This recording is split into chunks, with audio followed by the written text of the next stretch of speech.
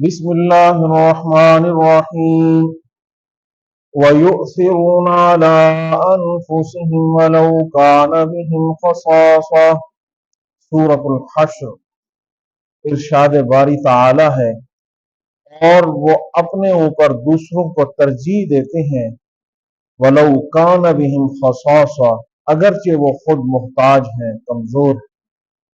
اس آیت کے اندر اللہ تبارک و تعالی ارشاد فرما رہے ہیں کہ مومنین لوگ اپنے آپ پر دوسرے مومن مسلمان کو ترجیح دیتے ہیں کہ ان کی مصیبت، ان کی تکلیف کے اندر خود آگے چلے جاتے ہیں، خود ان کی مدد اور ان کی رہنمائی کرتے ہیں۔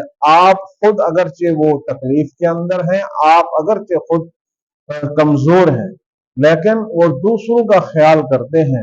اس آیت سے ہمیں ایثار، بھائی چارہ اور محبت کی طرف اشارہ ملتا ہے کہ مومن جب اس کا دوسرا بھائی کسی تکلیف کے اندر آتا ہے تو اس کا مومن بھائی اس کے لیے ہر حد تک چلا جاتا ہے، اس کی رہنمائی کے لیے، اس کی مدد کے لیے، اس کی تکلیف کو دور کرنے کے لیے جتنا اس سے ہو سکتا ہے وہ اس کی رہنمائی کرتا ہے۔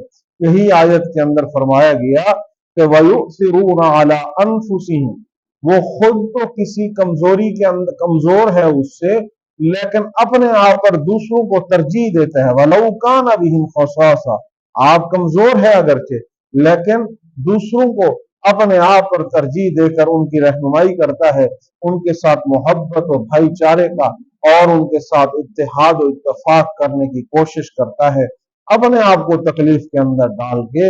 یہ ایک مومن کی علامت ہے کہ خود تکلیف میں لیکن اپنے بھائی کی فکر ہے، خود تکلیف کے اندر ہے، اپنے بھائی کی سوچ کے اندر ہے کہ اس کو تکلیف نہ پہنچے، اگر اس کی کوئی تکلیف ہے تو مجھ سے جتنا ہو سکے میں اس کی تکلیف کو دور کروں۔ یہ ہے مومن کی اصل علامت۔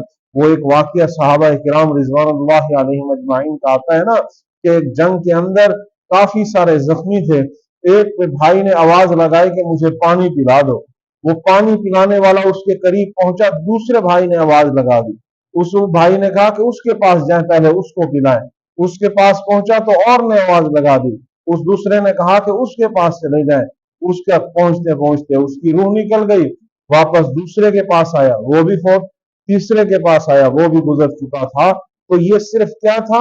یہ ایثار و محبت اور اپنے بھائی کا ایک خیال تھا کہ میری خیر ہے، اس کا خیال کیا جائے۔